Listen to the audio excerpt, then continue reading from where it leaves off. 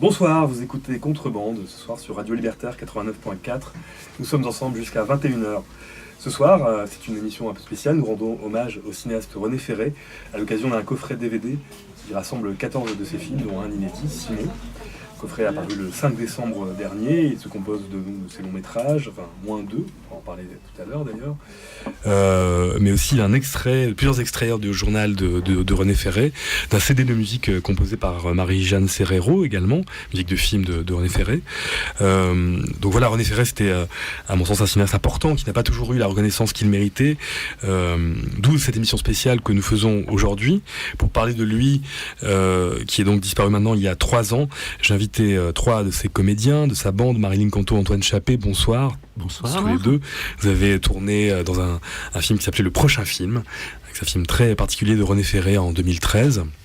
Et puis Marine avait déjà tourné avec René dans Comme une étoile dans la nuit, c'était en 2008, film dont Nicolas Giraud était l'interprète principal, avec Salomé Stévenin. Bonsoir Nicolas. Bonsoir. Et Nicolas, tu as tourné ensuite avec René dans Nannerl, la sœur de Mozart, un petit rôle, et puis le tout dernier film, Antoine Tchekhov, 1890, qui est d'ailleurs un film évoqué dans Le Prochain Film, qui raconte un épisode de la vie de Tchekhov. Également avec nous ce soir, Julien Ferret. Bonsoir Julien. Bonsoir. Donc fils de René Ferré, acteur dans plusieurs de ses films. L'Enfant Roi, ça commence il y a 4 ans et demi, je crois, un truc comme ça. C'est ça. Et puis Les Frères Gravés, Rue du Retrait, L'Enfant du Pays, Il a suffi que maman s'en aille, Comme une étoile dans la nuit, Nannerl aussi. Dans tous ces films, tu as eu en tout cas des apparitions. Tu as été aussi assistant réalisateur sur plusieurs films et producteur. Maintenant, tu as créé ta société de production, Alma Productions, qui produit courts-métrages de fiction, documentaires et longs-métrages.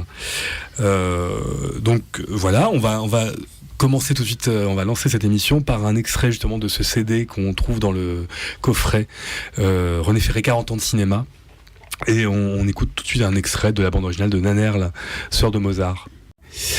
Vous écoutez Contrebande, une émission de Radio Libertaire 89.4 jusqu'à 21h, et on va écouter la bande originale de Nannerl, sœur de Mozart. C'est un extrait de la musique composée par Marie-Jeanne Serrero qu'on trouve dans ce coffret René Ferré 40 ans de cinéma, qui est sorti le 5 décembre dernier.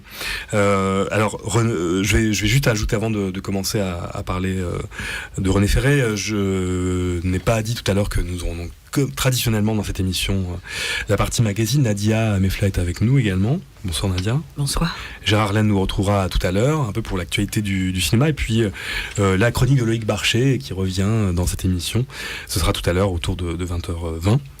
Voilà. Donc, alors René Ferré était déjà venu dans cette émission, on le réécoutera d'ailleurs tout à l'heure, c'était à l'époque en novembre 2008.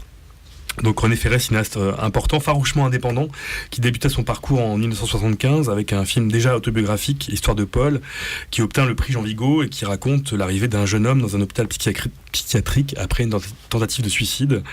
Dans ce film, on se plaçait directement à l'intérieur des murs de l'hôpital, on percevait la réalité à travers les yeux de ce personnage, Paul. Après ce film, il y eut La Communion solennelle, à travers lequel il poursuit sa révélation de cinéaste. Le film est présenté à Cannes en sélection officielle. Un film ample, avec 60 personnages, qui prend pour base un repas de communion solennelle pour se plonger à l'intérieur d'une famille et de son histoire.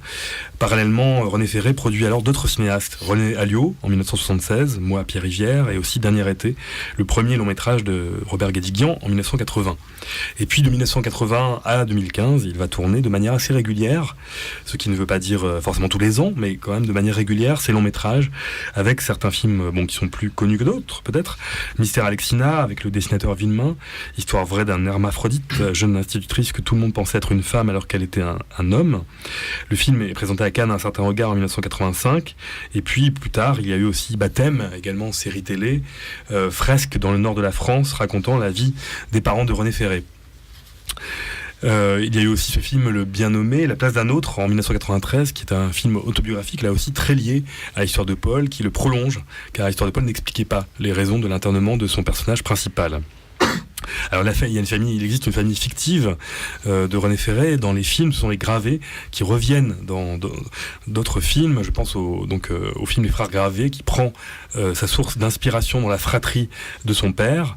Et puis il y a plusieurs courants dans le cinéma de René Ferré, courant autobiographique direct donc ou indirect, à travers des personnages qu'il a connus, des personnages de sa famille aussi, et puis un intérêt pour des livres qu'il a adaptés ou des personnages historiques, des films en costume. Évidemment, je reparle de Nannerl, le sort de Mozart, Anton Tchekhov, ou Madame Solario, adapté d'un roman de Gladys Huntington. Voilà, des courants qui se recoupent d'ailleurs souvent, comme dans ce film Madame Solario, qui évoque des interdits et des tabous, encore plus particulièrement dans la société de l'époque, début XXe siècle, avec l'histoire incestueuse d'un frère et d'une sœur. Des films légers, des films plus graves. Voilà, c'est un petit peu comme ça qu'on peut résumer. Très très brièvement, évidemment, on va parler de tout cela ensemble. Mais je me demandais justement si les derniers films Anton Tchekhov, Tchekhov était très important aussi quelque part, et je me demandais si, c'est une question de ça, je vous lance à tous, je ne sais pas qui l'attrapera pour la répondre, mais est-ce que il y avait quelque part de l'âme russe en René Ferré,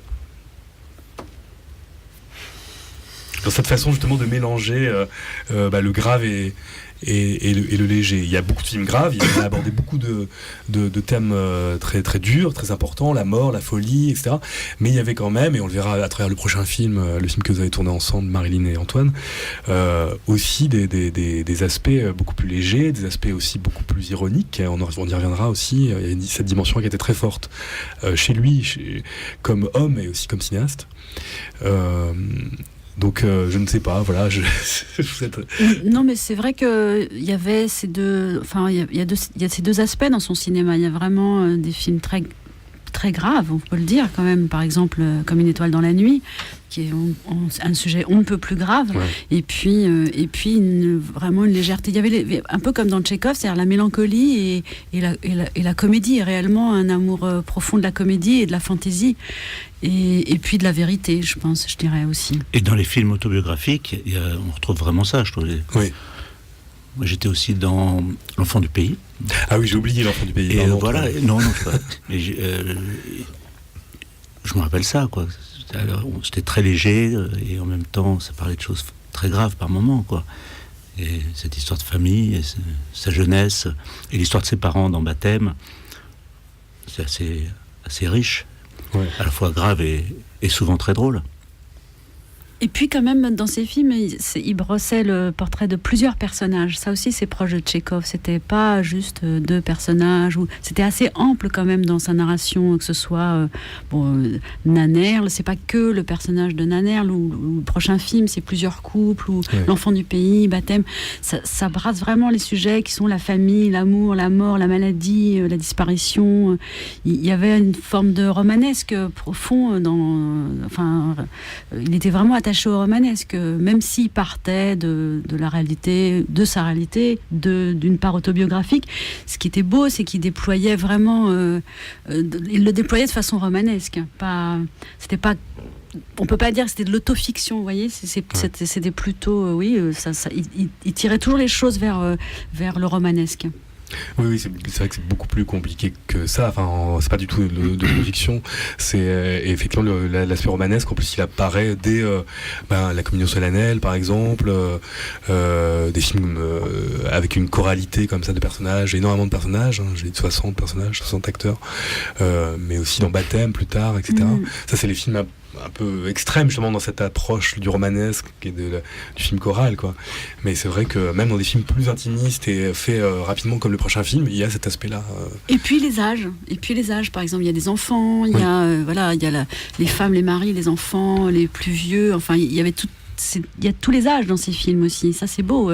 Et du coup, ça aussi, ça ressemble à Tchekhov, enfin, cette espèce de mélange ou de rencontre entre tous les âges et toutes les problématiques de tous les âges. Et ça aussi, c'est romanesque. Oui. Nicolas ? Non, mais c'est vrai, c'est très particulier de parler de René. Je ne veux pas parler justement à la place des autres, mais pour moi, c'est Ça reste très vivant, très, très intime. Alors je ne sais pas jusqu'où l'intimité est universelle. Mais pour répondre à ta première question, oui, sans savoir vraiment articuler la réponse, je sais que oui, il y a de l'âme russe dans l'amplitude. Voilà, dans l'amplitude, dans l'humour aussi. René, sans cesse, avait sa manière de rire. Il ne te le montrait pas forcément, mais l'amplitude et puis la permanence entre l'homme, l'individu et l'artiste. Cette danse que j'ai pu observer pendant un peu plus de 10 ans, quoi. Voilà, il n'y en avait jamais un qui essayait de noyer l'autre. Ils étaient ensemble et c'était beau de voir ça. Julien, c'est particulier parce que tu es né dans cette atmosphère-là. C'est sûr. Non, mais en tout cas, justement, pour apporter ma pierre à l'édifice par rapport à tes questions, ce que je dirais, je pense, c'est que ces motivations plus fortes que tout de faire ce métier-là, elles viennent de loin, elles viennent de drames, elles viennent de la capacité finalement de surmonter ces drames et de surmonter même la mort, quoi. Et donc je pense que quelque part il doit y avoir de ça dans son approche, c'est-à-dire qu'il y a une sorte de force comme ça, du coup, parce qu'il revient de loin certainement. Il y a une sorte d'honnêteté et de pas être démoli par des drames, donc de les traiter avec droit, quoi, sans les éviter, les prendre dans leurs amplitudes, et additionné à ça, il y a en effet une joie de vivre, du coup, un humour très fort, et un désir de réunir les gens, etc. Donc je pense que dans tout ça, ça doit quelque part rejoindre à une approche tchécovienne d'une forme de vie, quoi. Et puis la troupe d'acteurs. Oui. Il y a un amour réel, enfin, qui se sent dans la façon dont il les filme, d'acteurs et de fidélité aux acteurs. Et je pense que ça aussi, ça pourrait être le théâtre. Enfin, ça pourrait être comme une troupe de théâtre. Et moi, je suis d'accord. Il y a le drame et la drôlerie, mais il n'y a jamais de pathos chez René Ferré. Voilà, il n'y a pas d'hystérie, il n'y a pas vraiment d'hystérie, mais il y a par contre tout le temps de la gravité et de la drôlerie, quoi. Ça marche toujours ensemble. Enfin, moi, peut-être pas sur tous les films, mais quand même, ce qu'il était lui, c'était ça. Ce qu'il était lui, c'était un des types les plus drôles que moi j'ai rencontrés. Mais vraiment. Et la troupe d'acteurs, vraiment comme une famille. C'est un mot qui est un peu galvaudé, mais moi j'ai vraiment eu l'impression de faire partie de sa famille. Et quand je vois Julien, c'est un frère, et des acteurs avec qui j'ai même pas tourné, comme Nicolas, ou l'autre jour j'ai croisé Samuel Le Bihan, mais on a une fraternité parce qu'on fait partie de la famille Ferré. Ouais. Et c'était évident. C'est vrai. Il n'y avait pas de casting, c'était une espèce de tiens-toi là, voilà, tu vas faire partie de la famille. Et ça, on le retrouve un peu dans le prochain film d'ailleurs, cette idée de cette atmosphère qu'on pouvait retrouver, cet artisanat quelque part aussi dans la manière dont il faisait ses films, et aussi qui dépassait le cadre du cinéma. Oui, et puis Julien omniprésent, les deux filles, Marie et Lisa, là, toujours, Fabienne. Oui. Fabienne montage et régie, apportant les plateaux de fromage et les bouteilles de vin à l'heure du déjeuner, parce que c'était toujours une économie, dans les films qu'on a fait, l'économie c'était fragile, comme on dit quand il n'y a pas d'argent, et donc voilà, oui, c'était vraiment la famille, et c'est pas des mots, ça, vraiment c'est un sentiment très fort. Nadia, dès qu'on parle de fromage et de... Non, c'est sûr. Je connais pas beaucoup le cinéma de René Ferré, j'en ai vu quelques-uns, et l'histoire de Paul, et puis aussi quand on l'avait reçu il y a 11 ans. Mais il me semble qu'il y a un point de fracture, parce que vous parlez de famille, vous parlez de troupe. vous parlez aussi de romanesque, et il me semble, bon, il a quand même produit René Alliot, il me semble que l'histoire, avec la grande hache qui hachure et qui fait mal, c'est quelque chose qui travaille son cinéma. Quand je pense par exemple à l'histoire de Paul, c'est pas simplement l'histoire d'une brisure d'un homme qui à 22 ans perd son père et se confronte ou rentre dans la psychiatrie. Donc il y a quelque chose qui est l'ordre de la déchirure, de ce point de folie, reconnu par Foucault, qui a eu le prix Jean Vigo. Donc voilà, je voulais savoir aussi vos expériences peut-être limites, puisque en vous écoutant, bon, on pense aussi à un cinéaste qui a travaillé, ça, Fassbinder, il a travaillé les ravages de l'histoire, la troupe, avec une fidélité et en donnant à des comédiens, des comédiennes quelque chose d'intense. Et j'ai l'impression que dans le cinéma de René Ferré, c'est pas simplement que du romanesque. C'est-à-dire que s'il fait Tchekhov, c'est pour parler de notre société du temps présent. Voilà, je voulais avoir peut-être vos impressions sur ça, sur ce rapport à qu'est-ce que c'était d'agir à partir du romanesque dans le temps présent, voilà. Et sur ces points de brisure, sur cette collectivité, cette troupe, qu'est-ce qu'il nous racontait de notre histoire? J'ai toujours été un peu interpellée comment il était à la fois à la marge, mais en même temps dans la société française. Voilà, j'avais envie d'avoir vos témoignages, vos perceptions sur cette articulation entre romanesque, troupe, histoire déchirante, et puis ces fluctuations, parce que il est très contemporain. Alors quand on dit les cinéastes français contemporains, on oublie un peu René Ferré, alors qu'il me semble qu'il travaille beaucoup plus cette matière. C'est l'occasion, c'est vrai que l'apparition du coffret permet de se replonger aussi dans l'œuvre et de constater que l'œuvre est aussi... qui nous raconte notre histoire. Elle raconte l'histoire, mais voilà, l'œuvre a des échos aujourd'hui, forcément dans l'époque, et puis elle est et puis en chacun de nous. Et en chacun de nous. C'est voilà. étonnant. Merci de faire cette remarque, Nadia, parce que c'est vrai que quand j'entends mon ami d'en face, je m'appelle Antoine Chappé, avec qui je n'ai jamais tourné dans un film de René Ferré.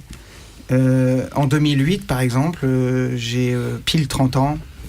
Je commence ma carrière d'acteur avec toute l'énergie qu'un jeune gars veut mettre dans chacun de ses rôles, et tu as envie d'être le meilleur, et tu crois que tu peux être le meilleur, et tu veux même être devant tout le monde, en fait. Et ça a été très viril comme ça, sur ce tournage en particulier. On en reparlera probablement tout au long de l'émission, mais j'ai incarné la fin de vie. J'ai incarné la fin de ce qu'on connaît, et seul, et avec René, et avec les autres, avec Marilyn, ou avec Salomé, ou avec Jean-François Stévenin. Je partageais un petit peu, quand j'en avais les moyens, mes émotions d'individu, d'acteur, de jeune acteur. J'en reviens à ça.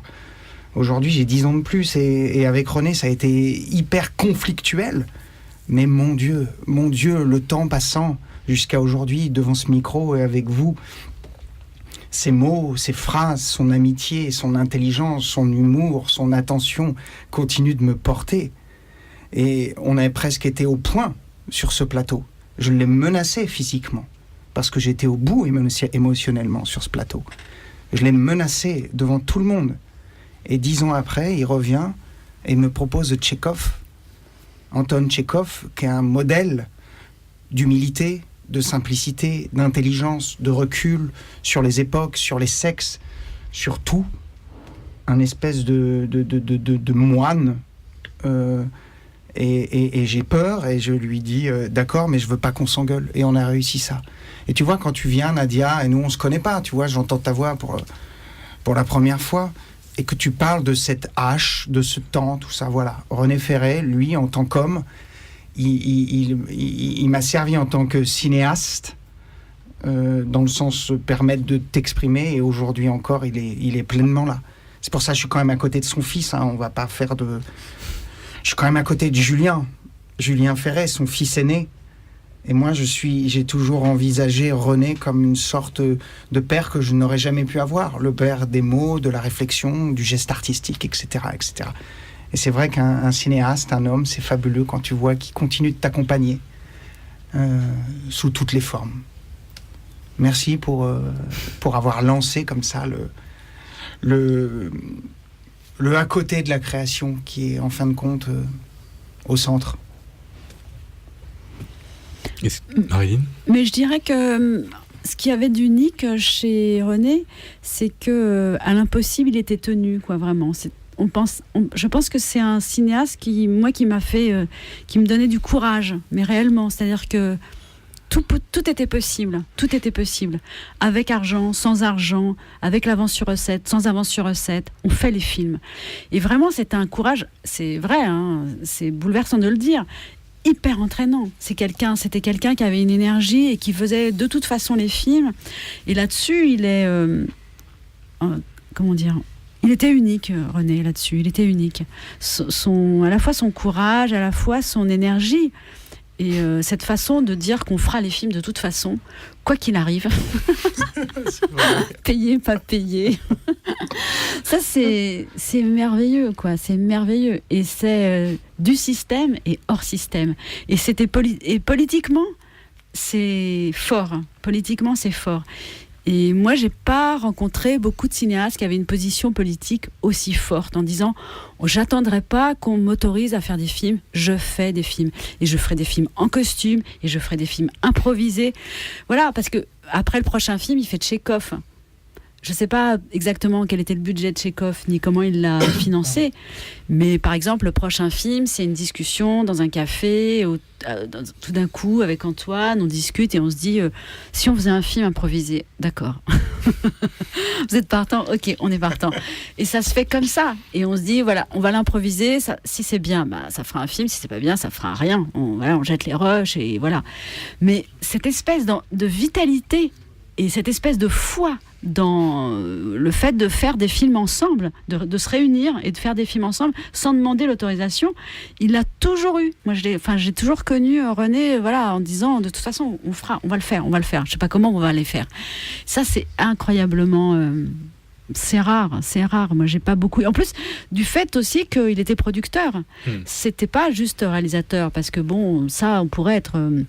Mais lui, en plus, il produisait, donc il savait exactement combien coûtaient les films, comment les films se fabriquaient. Et c'était un génie de la débrouille. J'ai jamais vu un cinéaste qui se débrouille aussi bien. Et ça aussi, c'est politique, ça. Cette espèce de façon de s'adapter et de façon de rebondir. Moi, je l'ai peu connu, quoi. Et voilà, on tourne coûte que coûte. Et en sachant peut-être aussi comment adapter le sujet qu'il veut tourner à la production pour que le film se fasse. Enfin, peut-être que Julien, tu peux intervenir par rapport à ça. Tout à fait. Et ça, c'est dans sa démarche artistique, c'est très intéressant, je trouve. C'est-à-dire que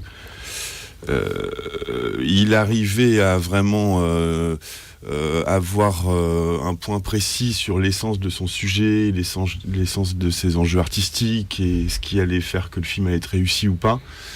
Et ça guidait avant tout sa démarche. Et c'est pour ça que tout ce qui venait à côté, des manques de financement, des manques de décors, tout d'un coup, même le matin même du tournage, des impossibilités pour telle ou telle raison, il arrivait toujours à rebondir. Et à transformer la difficulté au mieux en atout et au pire comme quelque chose qui ne vient pas contrecarrer ce qu'il avait établi comme défini comme c'est la réussite artistique de son film, quoi. Et ça, c'est très fort, ouais. C'est très fort ce que tu dis, Marilyn, c'est que ça emporte tout le monde, ça emporte toute l'équipe, quoi. Les comédiens, tous les gens autour. Et parce qu'en effet... on a l'impression de toujours avancer, de toujours être dans le vrai de la chose artistique. Et c'est assez unique en fait, mine de rien, enfin, mais complètement. Dans le cinéma français. Non, mais dans le cinéma français, dans la façon de produire, c'est absolument unique. Et puis, ce qui est assez unique aussi, enfin moi, c'est. Et puis il faut ajouter qu'il distribuait ses films aussi. Ouais, il distribuait les films. Du début à la fin, toute la chaîne de fabrication du film jusqu'à sa diffusion, il l'assurait. Et puis, il n'y avait aucune amertume. C'est-à-dire, ok, on n'a pas l'avance sur recette, on n'a pas d'argent, on n'a aucune chaîne, on n'a rien. En fait, on n'a rien. On a juste, voilà, on a juste l'envie. Voilà, non mais c'est ça. On a juste l'envie des acteurs, de l'équipe, de la famille, parce que la famille, elle était là, vraiment. On a juste, voilà, et on va quand même faire le film. Et cette espèce de foi dans le cinéma, de foi dans l'équipe, ça, c'est inouï. Enfin, moi, tout d'un coup, l'autre jour, j'ai regardé un tout petit bout sur Cassavetes. Il me fait penser à Cassavetes. Vraiment, il me fait penser à Cassavetes. Il l'avait rencontré. Il l'avait rencontré et il a cette façon de faire, de dire on se fait plaisir avec ou sans le système. On le fait et on ne demande pas l'autorisation. Et ça, c'était unique et ça produit du coup des films d'une grande liberté. C'est-à-dire qu'ils sont absolument pas formatés, ces films. Les sujets, les acteurs, vous voyez, il y a pas le casting, c'est absolument pas formaté. Rien n'est formaté dans le cinéma de René parce que justement, il décidait de sa liberté. C'était voilà, je serai libre jusqu'au bout, je serai libre. Et voilà, et sans amertume, juste avec la joie d'y aller, la joie de faire, et voilà, et on y croit. Ça, c'est rarissime. Moi, j'ai pas vu beaucoup de cinéastes qui avaient une telle énergie et qui étaient jamais abattus. J'ai jamais vu René abattu, jamais. Je l'ai vu en colère, je l'ai vu dans des tas d'autres états, mais abattu, non. Alors, on reviendra sur pas mal d'aspects, notamment on reviendra sur Cassavetes parce qu'on entendra justement l'anecdote. On a en archive justement la rencontre avec Cassavetes. Qui l'a raconté lui-même. Lui ici. Ah ouais. Ouais. Il l'a raconté ici. Oui, parce que je l'ai en tête, peut dire. Donc je me tais, je vais le laisser lui-même la raconter. Mais je l'ai bien en tête. On pourra écouter ça tout à l'heure. Je me disais qu'on pouvait, l'un d'entre vous pouvait lire ce texte très très beau que René avait écrit en 1987 pour Libération. Pourquoi filmez-vous ? Pourquoi je suis cinéaste ? Alors, vas-y. Moi, je suis pas comédien, je vous dis beaucoup moins bien que vous. Pardon. Je filme surtout pour recréer, pour rendre la vie à ce qui a disparu. Je pense à mes films autobiographiques d'abord. Dans La Communion solennelle, j'ai fait revivre mes ancêtres. Dans Baptême, mon prochain film, je redonnerai vie à mon père mort il y a 20 ans et à un frère disparu avant ma naissance et dont je porte le nom. Ce frère, et j'en suis sûr aujourd'hui, à l'origine de mon rapport au cinéma.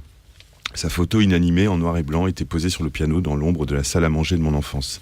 Il avait 4 ans, il souriait, je portais son nom. Il fallait que je donne du mouvement à cette image fixe. C'est seulement aujourd'hui, à 40 ans, que je m'attache à traiter cette image. Il va renaître dans Baptême, dans l'histoire de Paul, mon premier film. J'ai recréé mon passage à l'asile, il y a 20 ans après la mort de mon père. Filmé pour s'y refaire. Filmer, c'est refaire, revivre, recréer, regarder, faire voir. Entre ces films autobiographiques, je m'exerce à ces résurrections avec d'autres sujets, des romans, des nouvelles et des faits historiques. Ainsi, j'ai redonné vie à Alexina, l'hermaphrodite qui a vécu au 19e siècle et qui s'est suicidé à 20 ans dans l'indifférence générale. Aujourd'hui, grâce à moi, il parcourt le monde comme un fantôme réincarné. Aux États-Unis, en Belgique, en Argentine, en Algérie, partout, il revit son histoire, réveillant la conscience des spectateurs.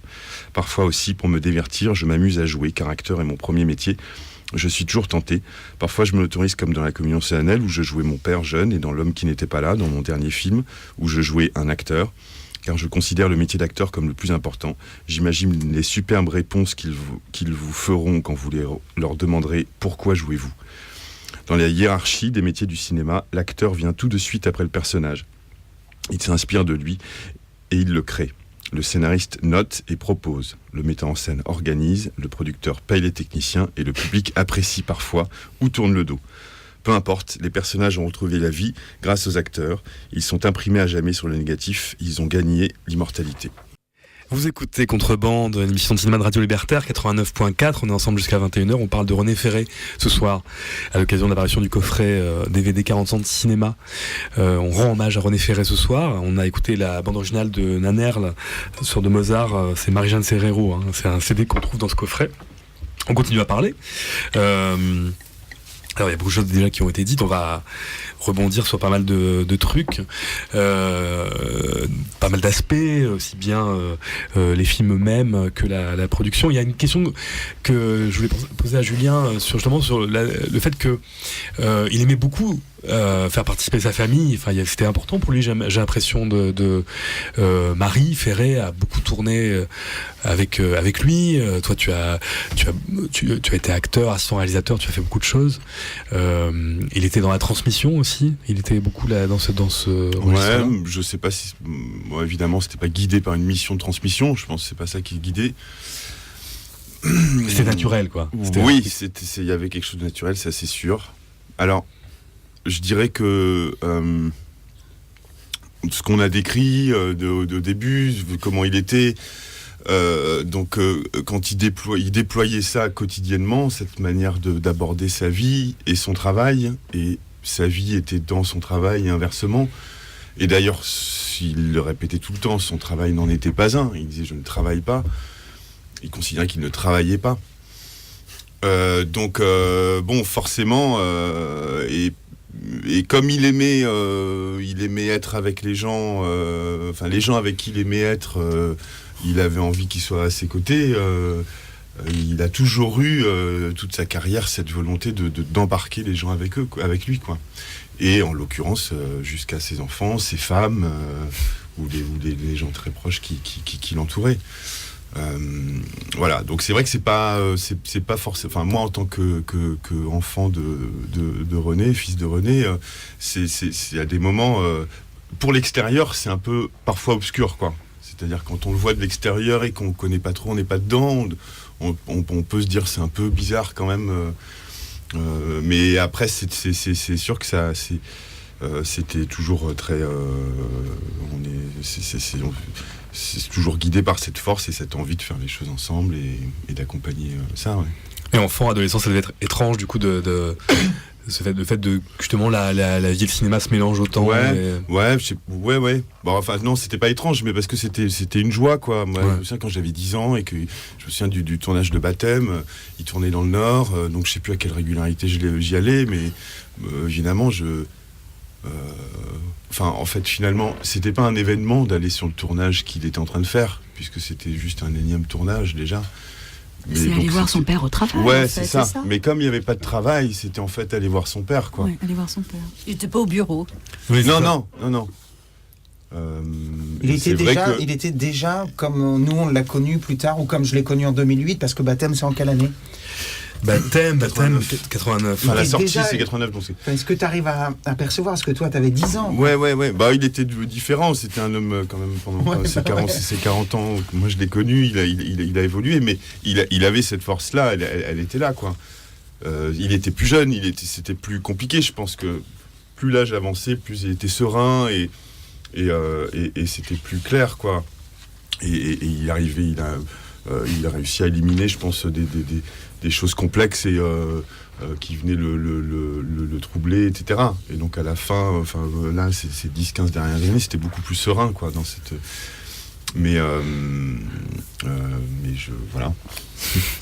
Alors, je voulais juste saluer Fabienne, qui écoute certainement l'émission, qui a orchestré aussi ce coffret et qui fait revivre l'œuvre à travers l'édition de ce coffret. Et puis, une surprise, un petit son qu'on va écouter tout de suite, c'est Marie Ferré qui aurait pu être avec nous ce soir, mais elle est dans un avion, elle rentre du Japon. Voilà. Mais juste avant de partir du Japon, elle nous a envoyé cette petite carte postale. Je pense que Julien l'a calée. On écoute. Bonjour Bernard, je suis dans un centre commercial à Kyoto avec ma sœur. En fait, ce que tu m'as demandé, ça m'a fait penser au fait que c'était pas pour rien qu'on se retrouvait, ma sœur et moi, au Japon en ce moment, parce que il y a quelques années, pour la promo de Nannerl, la sœur de Mozart, on y était allé avec notre père. On avait été invités pour aller faire des interviews à Tokyo, et puis on avait visité Kyoto. Et c'est vrai que ce voyage qu'on avait fait tous les trois, ça nous est resté beaucoup en tête. Je pense que c'est pour ça que ma sœur a été aussi attirée par l'idée de retourner là-bas et que je l'ai suivie pour quelques jours. Voilà. Sinon, je pense à Marilyn, Antoine et Nicolas qui sont certainement avec toi en ce moment, qui m'écoutent. Donc je les embrasse tous les trois pour tout ce qu'ils ont fait, tout ce qu'on a partagé ensemble autour du travail de mon père. Et puis je voulais aussi dire qu'il fallait pas oublier que c'était ma mère Fabienne qui a vraiment tout fait de A à Z pour le coffret, et que s'il est aussi beau et aussi réussi, c'est grâce à elle, et qu'elle a toujours fait en sorte d'être quelqu'un qui travaille dans l'ombre, mais qu'en fait son rôle il a été essentiel dans la carrière de mon père et finalement pour ce coffret. Voilà, je vous embrasse tous et j'espère vous revoir bientôt. À très vite. Voilà, Marie Ferré. C'est Je magique, vous à Radio embrasse. Libertaire, on est au Japon. C'est Bah oui. fantastique, tout est possible. Bon, on écoute au Japon d'ailleurs. Tu voulais intervenir, Julien? Ouais, si on s'arrête 2 secondes sur Fabienne, Oui. qui est évidemment une pièce, on le sait tous autour de cette table, essentielle justement sur la dernière partie de sa carrière, et c'est la moitié de sa carrière finalement, parce que quand on compte une année, c'est plus de 20 ans, mais le point d'équilibre, cette sérénité dont on parle, et cette possibilité, et cette force, etc., Fabienne est un élément essentiel dans la construction de cette chose-là.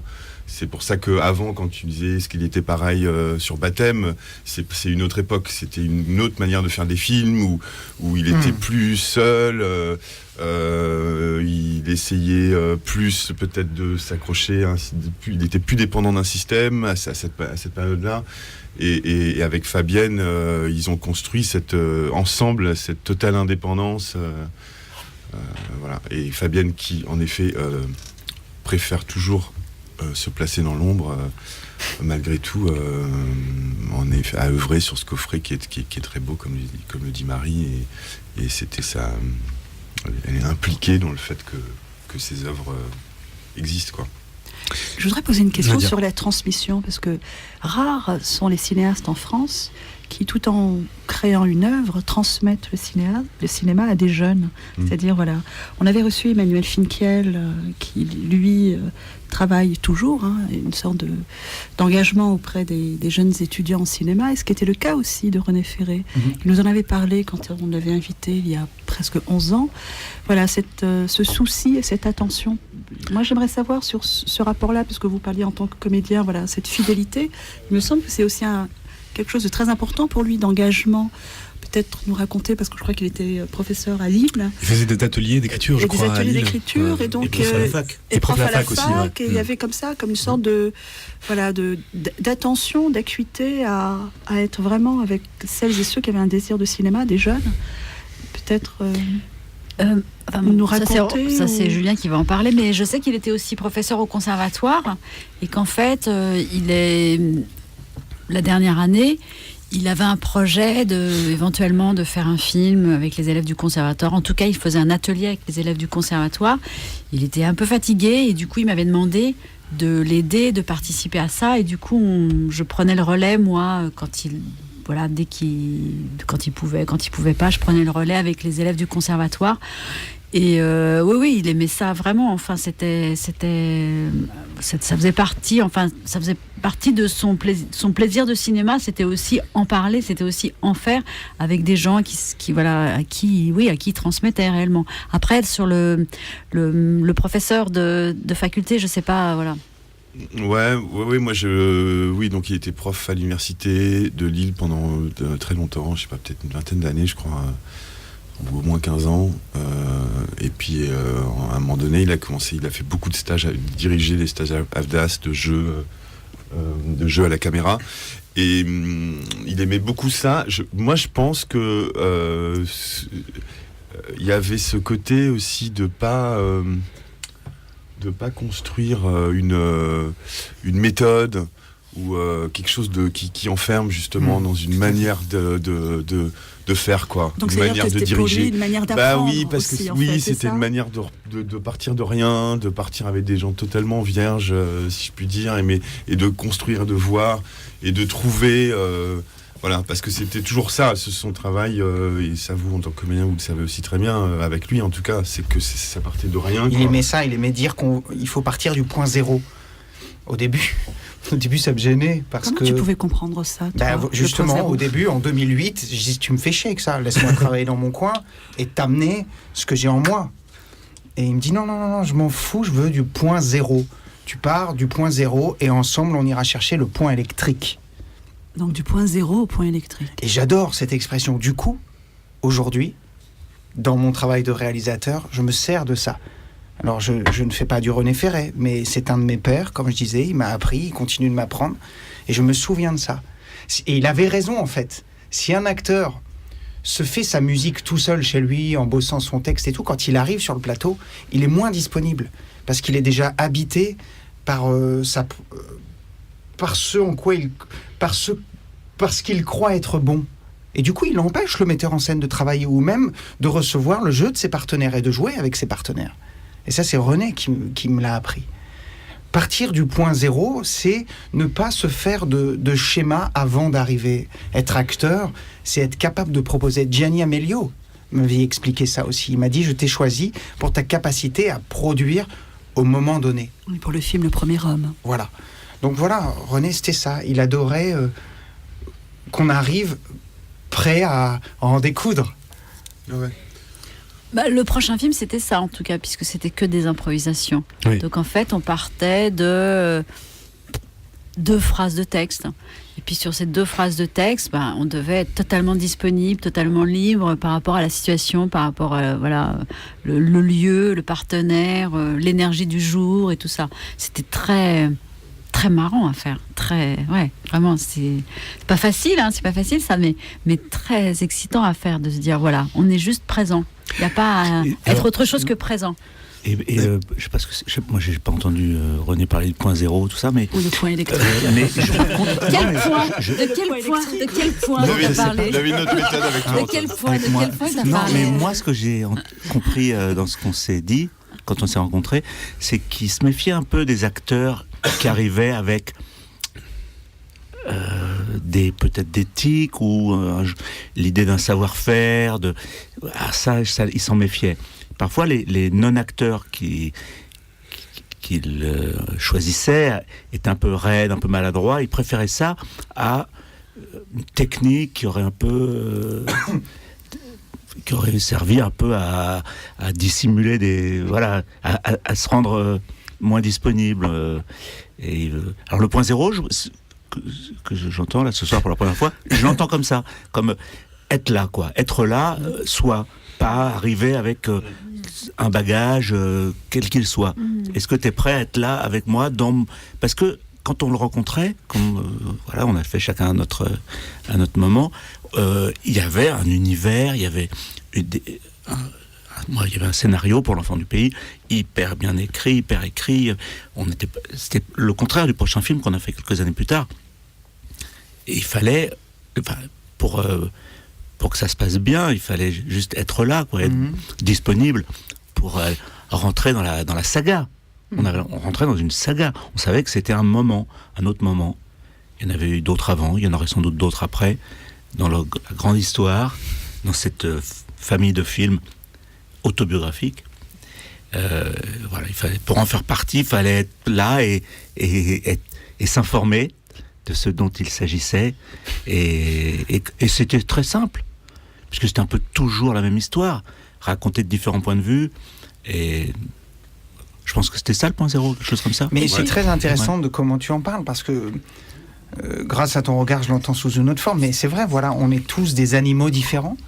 Et il nous invitait dans son monde. Mais voilà, je le redis, en 2008, ça avait été une souffrance.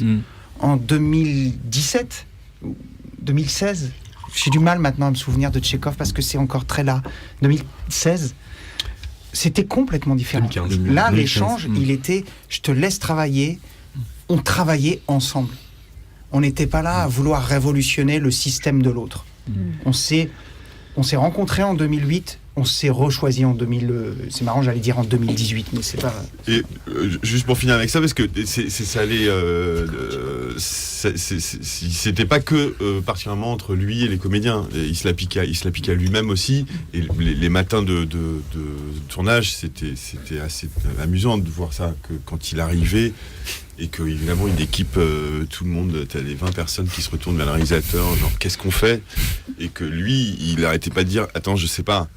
Attends, on va prendre un café, laisse-moi tranquille. Mais c'est une question horrible, qu'est-ce qu'on fait? Ouais, bon déjà c'est l'angoisse. Qu'est-ce qu'on propose à un Déjà c'est réalisateur, l'angoisse du réalisateur. Et justement, ce qu'il disait toujours, ce qu'il disait toujours, c'est qu'en effet, le réalisateur, s'il se met à répondre à ces questions, il est plus réalisateur, en fait. Oui, c'est un chef d'entreprise. Ouais. Non. Et donc, il y a ce rapport-là. Donc, c'est non, attendez, allez prendre des cafés. Et puis, tout d'un coup, en effet, regardez l'acteur, regardez l'actrice, regardez le décor. Et tout d'un coup, ça naissait. Et tout d'un coup, on disait, bon, on va mettre la caméra là. Bon, mais c'est une manière d'aborder la chose. Et puis il y avait une façon aussi d'être sur comme il était sur un plateau, comme il était sur son plateau, parce que son plateau était assez unique du fait que c'était en famille, ou même avec costume, j'imagine, même quand on faisait Comme une étoile dans la nuit, qui était un film très grave, il y avait une façon très abrupte chez René d'aborder les choses et d'aborder les gens, qui était très moi que j'aimais beaucoup, quoi, qui était ça va pas du tout, c'est nul. C'est nul ce qu'on fait, ou c'est nul ce que tu fais vraiment. Tu veux dire qu'il n'était pas dans les rapports de séduction? Pas du tout. Si, il avait énormément. Si, phénoménal. Il avait un charme inouï. D'abord, il était très beau, il faut le dire. Non, mais c'est vrai. Il avait un très beau regard. Non, mais il était très beau. Il était très très beau. C'est le Sam Shepard français. Non, mais hyper bien foutu. Ouais. On l'a reçu ici. Non mais il avait un vrai charisme. Non mais on peut pas dire. Voilà, il avait un vrai charisme. Il était beau. C'était un acteur en vrai. Je pense. Il avait quelque chose de. C'est resté un acteur. Quoi. Il a été acteur et c'est resté un acteur dans sa façon d'être, de communiquer avec les autres. Mais sa façon hyper abrupte et tellement naturelle et simple de dire ça va bien ou ça va pas du tout et c'est archi nul ce qu'on fait, ou c'est bien, très bien ce qu'on fait. Il disait pas c'est très bien, mais il disait ouais ça marche. Mais il avait une façon de s'adresser aux acteurs, de faire le plan, de mettre en place le plan qui était absolument pas maniéré, qui était vraiment ultra naturel et ouais c'est ça, abrupt. J'ai pas d'autre adjectif que abrupt. Aidait, vous justement? Moi j'adorais. Antoine, non mais j'adorais, c'est la vérité. Oui, ça vous on cherche à avancer. Mais bien sûr, c'est-à-dire qu'on cherche. Il y a beaucoup de bienveillance donc ça porte quoi. Oui. Et puis, on est là pour travailler. On n'est pas là pour se dire gentiment les choses. On est là pour travailler. Alors, ça ne veut pas dire qu'il les disait... Non, il les disait pas, avec malveillance. Ouais, c'est ça, il le disait avec bienveillance, mais très, très, très direct. Et moi, j'adore, parce qu'en fait, la prise d'après, on sait qu'elle est très, très mauvaise, celle d'avant. Donc, la prise d'après, elle va être très... Donc, cette façon de parler à la fois mais moi, je l'ai vu parler même avec à des assistants, à des caméras, au chef-op, quoi, en disant, ça va pas du tout, c'est complètement nul ce qu'on vient de filmer. Tout ça, et il n'y a pas de problème, on se le disait, il n'y avait pas de drame, c'était nul là ce qu'on venait de faire, comment c'était cadré, ou comment c'était joué. Il fait souvent des choses comme ça. Ouais. René, et j'ose le dire mon chéri, parfois il a fait des choses où je me suis senti mais très très très loin du plaisir qu'il pouvait recevoir ou ressentir d'une séquence ou même d'un film. Et à d'autres moments, c'est l'intelligence pure, quoi. Tu sais, l'intelligence qui fait pas de bruit et qui continue à travailler en toi, mais très longtemps, jusqu'à maintenant encore derrière ce micro. Mais t'as des films, mais je suis très très en dehors, je les trouve complètement à contre-temps. Alors c'est son temps, mais ça donne d'autant plus de valeur à ceux que j'aime. Mais selon moi, René Ferré, c'est un esprit libre. Oui, c'est ça. Et on n'a pas parlé du mot élégance, mais quand il montait sur son vélo, c'est-à-dire tous les jours, peu importe le temps, c'était un homme élégant qui se déplaçait. Et j'ai toujours vu un homme qui valorise l'autre, qui donne confiance à l'autre, que ce soit un acteur ou un stagiaire. Il arrivait à upgrader une personne. À la base, elle est stagiaire mise en scène. Bah tiens, tu vas être mon premier assistant mise en scène. C'est ça, René. Et c'est vrai, quand tu as parlé de Samuel Le Bihan, quand Antoine Chappé a parlé de Samuel Le Bihan, c'est vrai que quand j'ai tourné une fois avec Samuel, en un regard, c'était sur le tournage de Nina Companèse. Nina Companèse qui est aussi un peu comme René, une résistante, une femme forte, quoi. Elle avait 83 ans, il fallait la voir sur son plateau, comment elle arpentait la terre, quoi. Et avec Samuel, c'est vrai qu'on s'est regardé un peu comme t'en as parlé dans la rue. C'est pour ça que ça m'a fait sourire. C'est vrai que quand on est passé chez René, on a goûté une forme de liberté, une forme d'exigence intellectuelle. Il faisait pas de bruit, mais je peux te dire que son exigence intellectuelle, tu la sentais quand même. T'es pas d'accord ? Bien sûr. Exigence artistique. C'est pour ça cette façon d'être très très très direct et très sincère, sans gants, sans rien. Moi j'adore. Je trouvais ça extrêmement agréable. On va droit au but. On y va simplement, mais on y va. Et ça porte en fait un acteur, puisqu'il n'y a pas de... Ça se secoue parfois. Voilà, mais il bon. n'y a pas de faux semblant. Voilà. Jacques Et, Bonafé, je pense à Jacques Bonafé, à Philippe Naon, évidemment toute la famille Stévenin, mais waouh. C'est vrai que Jean-Yves toi, Berthelot. Jean-Yves Berthelot, c'est vrai que toi, Baptême. t'as quand même un rapport avec lui dans les Frères Gravés, tout Je ça. suis pas dans les frères Gravés, moi. Moi, c'est l'enfant du pays. C'est ok. génial. Mais je suis c'est le frère. dingue, parce il y a- que Mais il il y a joue pas les de frères souci. Gravés dans Mais les... il aurait pu Non, mais jouer les dans les frères Frères Gravés, Non, mais totalement. il s'appelle les frères Gravés dans le Dans- prochain Ouais, film. mais c'est toujours des... Bah oui, tu t'appelles les Non, frères mais Gravés. alors, c'est toujours Bah des oui. Non, mais pour Non, moi, mais il y a t'étais un des Berthelot. 4 frangins. Parce que je t'associais ouais. énormément à cette période aussi. Bah, Non, ils se connaissaient pas à cette époque-là, non? C'est j'étais dingue. pas né. Toi, t'étais pas né, Antoine. Ouais. Non, Antoine, tu déconnes. Mais le cinéma, il Quoi abolit l'âge et Ouais. le temps. Tu dis que tu n'étais pas né. Non, non, mais c'est une façon. Non, non. L'enfant du pays. manière d'être L'enfant du se moi, je suis dans retrouver. l'enfant du pays, pas dans les frères Gravés. Ouais.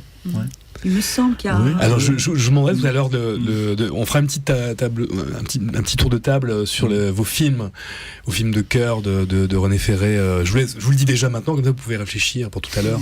Un peu, hormis les films que vous avez tournés avec lui, bien sûr, mais pour aussi parler aussi un peu plus de l'œuvre. Mais là, on va évoquer un film. On va entendre René Ferré était venu dans l'émission. En novembre 2008. Et donc pour parler de Comme une étoile dans la nuit, donc Nicolas, tu vas entendre comment René parlait de toi et de la façon dont il avait travaillé avec toi. Je flippe. Donc évidemment, je replace le contexte. Comme une étoile dans la nuit, c'est l'histoire de d'Anne et Marc. Anne, c'est Salomé Stévenin. Marc, c'est toi, Nicolas. Et vous êtes très amoureux dans le film. Vous avez décidé de faire un enfant dès le début du film. Et puis voilà, on apprend que Marc est atteint de la maladie de Hodgkin. Et donc c'est l'histoire d'un combat. Une histoire d'amour aussi, ce film. Et puis c'était une histoire qu'il avait adaptée de je crois sa nièce, c'est ça, Oui, tout à fait. qui dont le compagnon était atteint de cette maladie. Donc on va tout de suite écouter René Ferré qui parle notamment de la façon dont il vous a trouvé tous les deux pour Comme une étoile dans la nuit. C'était en novembre 2008, donc ça s'appelait Les Passages de la nuit à l'époque, mais c'était déjà Contrebande. Voilà. Le travail, ça a été, surtout d'écarter toute notion de construction du jeu. Vous savez, c'est très difficile d'arriver sur un plateau vraiment nu. C'est-à-dire vraiment sans avoir l'idée même de comment on va jouer ça. Tiens. Et ce que je suppliais ces acteurs, je leur disais surtout, ne venez avec aucun jeu dans notre tête, quoi. Parce qu'on doit repartir d'une situation d'incapacité. Il va le dire, le plus zéro. Pour atteindre l'incapacité, il faut être vraiment... faut dépasser son professionnalisme, tu vois. Bon, et malgré leur jeunesse et leur expérience assez courte, mais déjà brillante, ils ont accepté vraiment. Bon, quelquefois c'était un peu pénible pour eux, c'était un peu difficile, mais en même temps, je pense qu'on avait tellement peur tous les trois de ne pas être en phase avec l'authenticité de cette histoire, finalement, on a réussi à dépasser nos capacités visibles, quoi. C'était pas évident, j'imagine, pour prendre d'abord, on parlera après de Salomé, mais pour prendre d'abord l'exemple de Nicolas, d'enlever justement toutes ces strates, de se dire finalement d'accéder au bon jeu, enfin oui, lui peut-être n'avait pas forcément expérimenté ça avant. Non, il n'avait pas expérimenté, mais c'est quand même vraiment une contradiction. C'est-à-dire qu'on se retrouve quand même, quand on voit le film, devant un acteur qui réussit à jouer de cette manière-là. Enfin, c'est l'acteur qui réussit. Et je pense qu'on est devant quelqu'un qui est qui est en train de vivre cette maladie en ayant toujours ce regard sur l'amour de sa vie et sur le souci de ce qu'elle sera après lui. On a là une grande maîtrise, quoi. Mais sur le moment, je vous raconte pas tout ce qu'on a vécu. On a vécu des crises, on a vécu des conflits, on a vécu des grandes difficultés, on a vécu des moments de désespoir. pour moi aussi des moments d'autoritarisme, des moments de grande faiblesse. Non, lui, il m'a écrit une lettre. Voilà. Mais on a Tchekhov, tenu le coup parce que les uns et les autres, on savait le pacte qu'on signait. Tu ouvres la bouche, je te fracasse. Voilà. Alors, qu'est-ce que tu étais en train de dire, Nicolas? J'étais en train de dire que j'aime cet homme et qu'il est très vivant en moi. C'est drôle parce que c'est le seul... Pardon, hein, Julien, je veux surtout pas... Je sais pas jusqu'où je peux parler, mais ça s'appelle Radio Libertaire. C'est le seul ami que j'ai perdu, dont j'entends encore l'intelligence et la voix. Je veux dire, tu vas pas aller entendre tes amis dans une émission de radio avec d'autres talents qui ont participé à sa propre réalisation et à son fils aîné. Ben, c'est mon cas. Je suis en train de vivre ça. Et c'est unique dans ma vie d'homme et d'artiste. Et évidemment, alors n'hésite pas à intervenir, Bernard. Hein. Je ne veux pas parler tout de suite de Tchekhov si après on en parle. Je peux parler de Tchekhov. Tu peux parler de Tchekhov. Ouais, Anton Tchekhov, c'est le dernier film de René Ferré. Et Dieu merci, il m'a confié l'incarnation d'Anton Tchekhov. Et à la fin du tournage, parce que même avec peu d'argent, dans les productions de René, c'était dans les productions élevées, pour te répondre, Marilyn. On flirtait avec le 1 million d'euros. Et René Ferré avait, comme tu le sais, comme on le sait tous à cette table, la capacité de tripler la production value. 1 million d'euros, chez René, c'est 3 millions. Donc c'était assez confortable, ma foi. On était heureux. Et à la fin du tournage, on s'en va sur les îles Lofoten, dans le nord de la Norvège, dans l'arc polaire, pour tourner les séquences extérieures de l'île de Sakhalin. Lorsque Tchekhov, par amour pour son frère, décide de traverser la Russie et aller se rendre compte par lui-même des conditions atroces des bagnards. C'est vers le milieu du tournage que j'ai entendu mon ami, parce que c'est rare, hein, je tiens à le souligner, j'ai tourné avec des metteurs en scène que j'aime beaucoup, qui sont des copains, des potes. René, c'est mon ami, c'est mon frère, c'est mon père, c'est ma lumière. Et j'ai commencé à l'entendre tousser. Et un jour, je lui dis, putain, qu'est-ce que tu branles? C'est quoi cette toux? Il me dit, non, t'inquiète pas, c'est rien. Et on continue le tournage. Il avait son écharpe rouge et noir à carreaux. Voilà. Et quand on est à Lofoten, c'est grandiose. On est en plein solstice d'été, il fait plus nuit. Après le tournage, moi je m'en souviens, j'emmenais Marie avec moi où je partais seul faire des randonnées. À 1h du matin, j'étais encore en plein soleil. Et c'était dingue. Et arrive le moment où Tchekhov, il y a une séquence, la dernière du tournage, et je suis dans une baie où on se croirait aux Caraïbes, tellement clos et translucide, il fait beau. Il faut savoir que les îles Lofoten, c'est la pointe du Gulf Stream qui vient réchauffer la mer comme ça, elle est très poissonneuse. Et je tourne la séquence et il me dit, je veux que tu regardes le large avec ton émotion d'avoir réussi ta mission que tu avais promise à ton frère, qui est joué par mon pote Robinson Stevenin, et donc j'ai une émotion vive qui monte. Et René rentrait dans le plan. Il avait son énorme anorak, j'avais ma casquette et mon gros cuir comme ça de Tchekhov. Et René rentre dans le plan. Après mon émotion, dans mon émotion, il rentre dans le plan et il vient à côté de moi et il m'accole comme ça. Et putain, il y a toute l'équipe technique. J'ai une réaction genre, mais qu'est-ce que tu fais? Et on ne s'est pas parlé. J'ai juste fait, qu'est-ce que tu fais avec mes yeux? Il m'a regardé, il m'a pris dans ses bras et on s'est embrassés. Et il n'y avait pas besoin de se dire on s'aime puisqu'on le savait. Et c'est ce moment que je garde. Et dans ce moment, il y a ce qu'on appelle la dignité avec toutes les lettres en majuscules. Et ainsi de suite, et ainsi de suite. Et je t'aime, mon gars. Ben, on va faire comme dans un film de René Ferré, on va écouter pour contrebalancer un extrait du prochain film avec Antoine et Marilyn. Donc je le dis pour Julien, c'est la piste 10. Il y a beaucoup de pistes comme ça. Et donc on va écouter tout de suite cet extrait-là. Puis du coup, on va parler aussi du prochain film.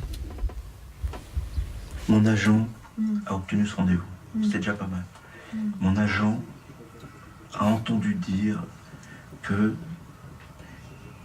j'étais pas toujours sinistre. C'est vrai que parfois je pouvais être drôle. C'est ça. C'est ça. Mais non, mais elle me l'a dit, elle m'a dit pareil. Voilà, c'est pas, j'allais dire une rumeur, c'est pas une rumeur, tu vois, c'est rien du tout. Mais... tu vois, j'ai pas tellement de boulot comme acteur dramatique. Non, comme tu vois, comme. C'est dégueulasse. Là, on dirait un acteur. Là, c'est un drame. Non, mais je t'explique où j'en suis. Tu t'en fous. Moi, avant, je faisais des types pas mal, des types un peu séduisants, des types... On pouvait me coller avec des belles filles, tout ça. À un moment, ça marche plus. À un moment, ça marche plus. Comment ça marche plus? Pour le casting, ça marche plus. Non, arrête. Non, pour le casting, ça marche plus. Moi, je pense que tu es... Non, j'ai 50 ans. C'est fini. Attends, faut arrêter. Non, c'est fini. Arrête, enfin, Spencer Tracy, il y a plein d'acteurs qui avaient 50 ans, qui jouaient, qui étaient extraordinaires, donc arrête. J'aimerais bien être marrant. J'ai envie. Mais oui, mais c'est possible. Ça se commande pas. Je pense que c'est possible. Je le saurais si j'étais drôle. Je suis d'accord. Non, mais là, tu fais des questions et réponses, donc je vais te laisser. Là, si je te laisse, je sais que tu parles tout seul et que voilà. C'est très drôle. Voilà, bon. C'est absolument jubilatoire. Marilyn, on vous voyait éclater de rire. Enfin, c'est superbe, ça, cette espèce de...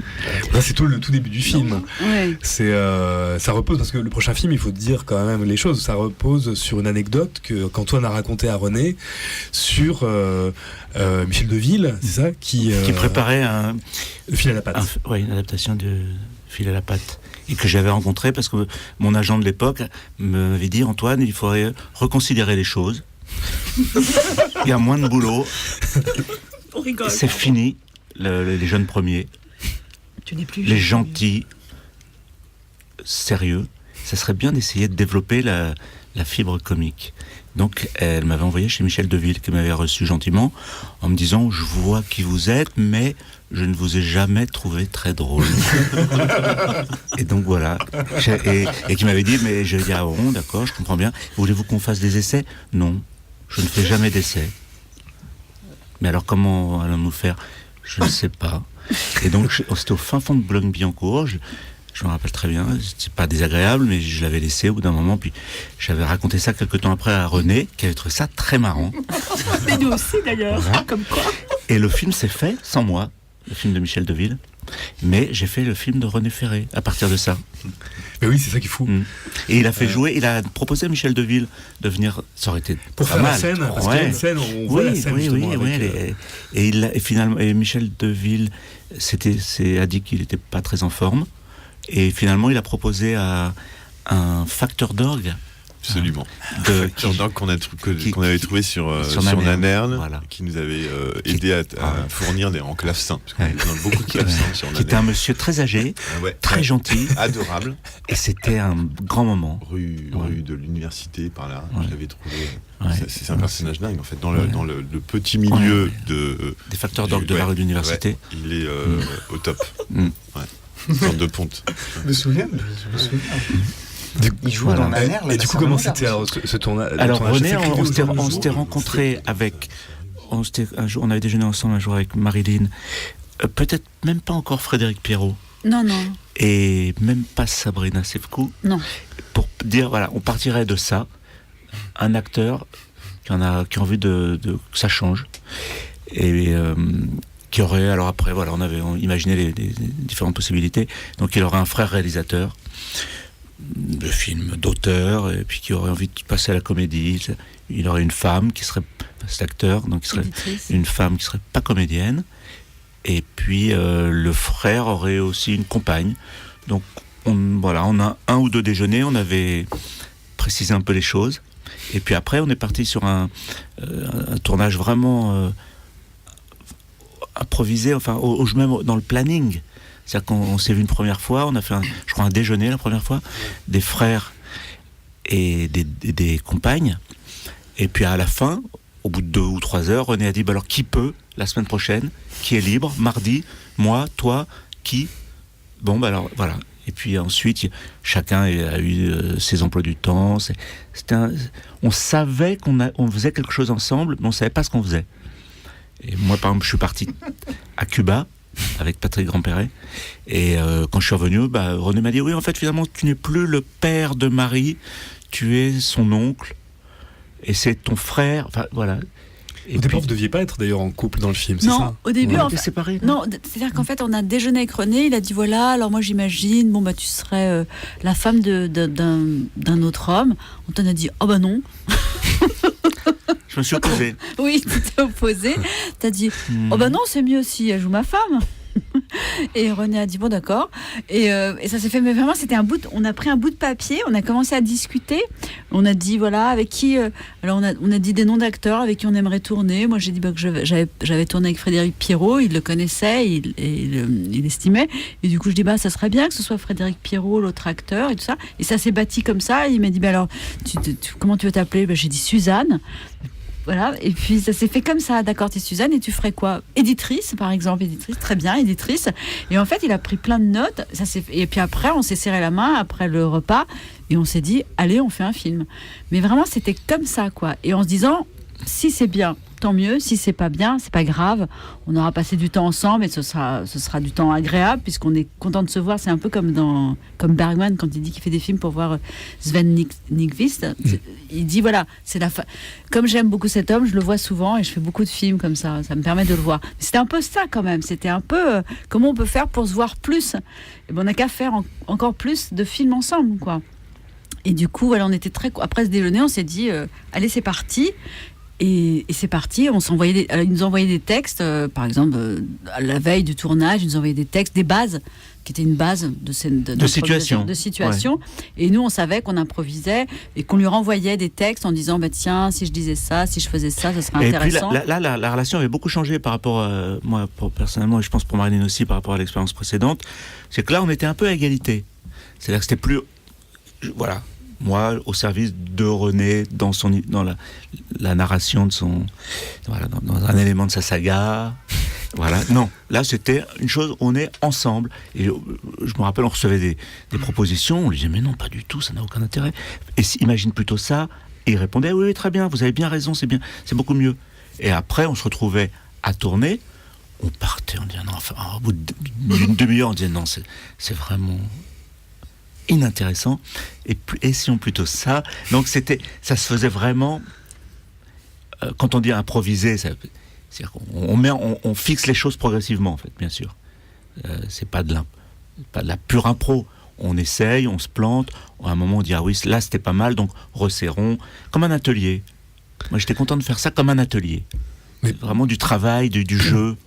Par exemple, il y a 2 scènes avec vous, tous les deux, Antoine, Marilyn, une scène on va dire de dispute qui aboutit à une séparation entre vous, et puis après une scène de réconciliation.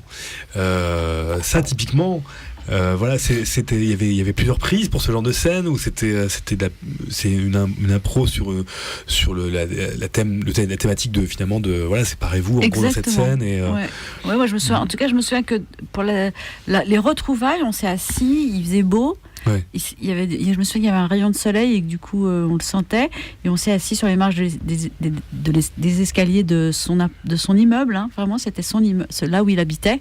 On s'est assis, on a commencé à improviser, où je lui disais au fond c'était pas si mal d'être sans toi, est-ce que si on recommence ça sera mieux ou pas, enfin, et c'est parti comme ça, quoi. Et lui, on sentait que sa jubilation à voir, voilà, il adore, voilà. Et en fait il était très preneur de cette espèce de on l'entendait rire. C'était dingue. Il était plié de rire parfois pendant nos prises, mais vraiment. Fabienne a dû bosser à enlever ses rires au montage. Mais c'est ça. Non, mais il était plié de rire, quoi. C'est-à-dire que toutes les fameuses impros, justement, où moi je joue que je vis avec un acteur et que je trouve que c'est un acteur très égocentrique, ou même quand je dis à Sabrina, oh là, le métier d'actrice, ça va être terrible, ça va être atroce. Il était plié de rire. J'entendais René rigoler, je continuais à jouer, mais il y avait une façon, je crois que ça lui plaisait aussi parce qu'il savait qu'on se connaissait bien, oui. de filmer aussi ça, la complicité. Il y avait une jubilation à plusieurs degrés, quoi.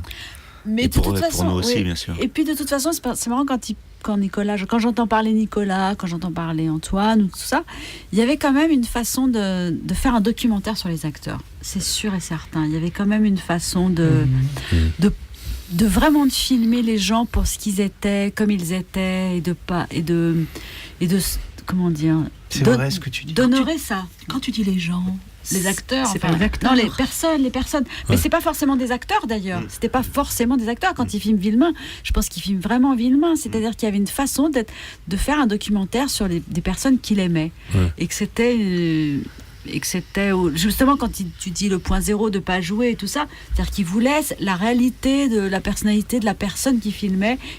Et dans le prochain film, c'est plein de gens qui ne sont pas du tout acteurs. Par exemple, à un moment donné, il y a un médecin. Il est hilarant, ce médecin. Hilarant. En fait, il est directeur de laboratoire Éclair, je crois, c'est ça. Ouais, non il était à Technicolor à ce moment-là. Il était à Technicolor. Avant. Voilà. Donc il est pas du tout médecin. C'est juste une personne qui va. Voilà. C'est hilarant. La scène est hilarante. Et il joue un médecin. C'est improbable comment il joue un médecin. Mais n'empêche que René, il a envie de filmer cet homme. Il fait croire que c'est un médecin et tout le monde y croit. Il y a une scène qui est très drôle aussi, j'ai demandé à Julien de la passer, c'est parce que elle est en quasiment 3 minutes, c'est une scène, la fameuse scène de répétition en fait avec Frédéric Pierrot. Donc en fait les deux frères Gravé finalement, Antoine et Frédéric jouent deux frères. Donc Frédéric joue finalement un personnage proche de René, qui prépare d'ailleurs un film sur Tchekhov. Mais voilà, il y a une scène que vous répétez tous les deux, Frédéric Pierrot et vous, Antoine Chappé, qu'on va écouter et qui se termine en dispute. Voilà. Donc en 3 minutes, on commence avec finalement la répétition de manière très calme et ça se finit vraiment en cri. On écoute tout de suite. Avec café, croissant, confiture. Pourquoi tu fais une césure entre... Oh le relou. Je suis en train de passer un examen. Je lis 2 phrases de ton scénario. Je demande une réunion de... Putain, mais tu me fous dans un... Je demande une réunion de famille immédiate avec café, croissant, confiture.